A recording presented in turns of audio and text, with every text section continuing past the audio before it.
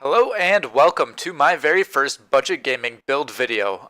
Thank you for tuning in and I'm very excited to begin. Today starts with a Dell Studio XPS which I acquired for just $150. The system originally sported 24 gigabytes of RAM, a Radeon HD 5770, as well as a 475 watt power supply, which these will not be in the build video for today but may be seen going forward. In this video, we do have a EVGA 450BT, a Western Digital green 500 gigabyte that I picked up for very cheap. I did put in 8 gigabytes back into the system for running at modern needs, and we do have a 2 gigabyte GTX 960. The system also does have a i7 920, which is pretty good by today's standards, and you can see that I do have the additional 16 gigs that I pulled out of the system. Here are the system specs that you're able to take a look at, and without further ado, we will be jumping in to our first benchmark, which is PlayerUnknown Battlegrounds. Please excuse my bad start to the game, as I did start with a pistol, but with that being said, the settings for this game I did have all set to low, except I did have textures bumped to medium, as well as high set for the view distance. On average, we did see a 60 FPS, however, we did have occasional dips, dropping as low as the mid-teens, which is not ideal. They did not last long, however, this could be the difference between winning and losing a gunfight. So as you can see here, I did manage to pick up a Vector and get myself a kill, luckily in this match, before dying to my next opponent, which I've got to applaud him, honestly. His grenade placement was just impeccable, so I will be including our fight right here.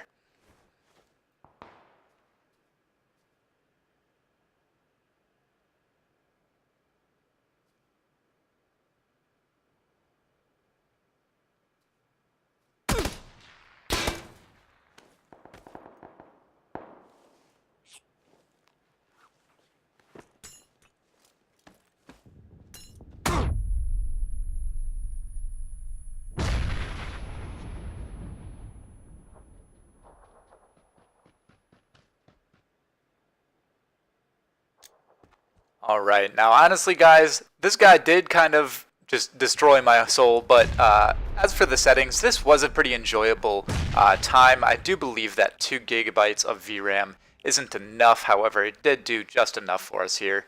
Up next, we do have Fortnite, the lesser of the 2 Battle Royale games. That's right, I said it.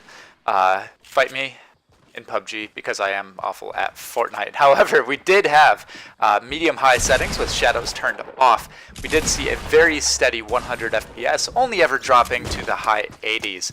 And last but not least, we do have one of my favorites, Killing Floor 2, which I've shown no mercy by cranking the graphics up to the Ultra preset. Mostly we did see mid 40 FPS. However, in times of clarity for this aging system, we did see it go up to 60 frames per second and even sometimes up to closer to 70. I'm sure turning down this system to the high preset would have been very effective, probably landing us closer to that sweet spot of 60 frames per second. However, for this video we did not get that.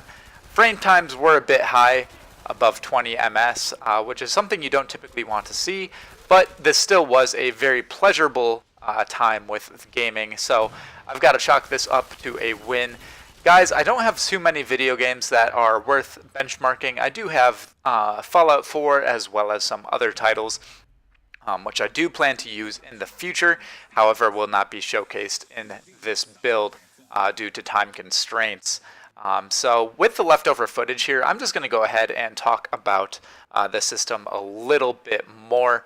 Honestly, I do believe that 2 gigs of VRAM was the major drawback. However, spending just $65 for a brand new GTX 960 that I bought on Craigslist, never opened before, honestly, you can't beat that, so I'm not going to complain.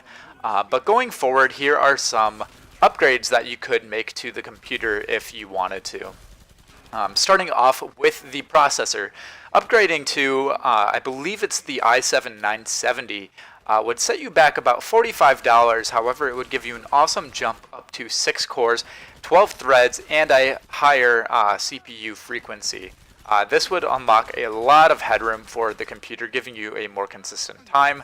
Also, upgrading from 8 gigabits of RAM up to 12 in triple channel would also give you a nice bump in performance, considering this system unfortunately only runs at 1066 megahertz.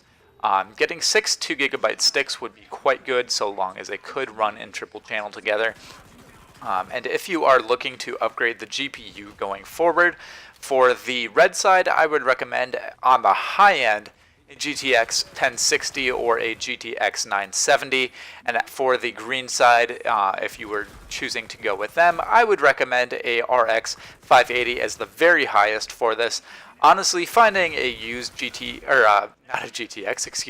an RX 470 for under $150 would be very ideal if you could find one for the price point. This computer will be making a return in a future video, so please do stay tuned. Make sure that you have subscribed if you haven't already, and I will be looking for you in the next video. Again, this was my first one for this channel, so I appreciate everybody who took time to watch, especially all the way to the end.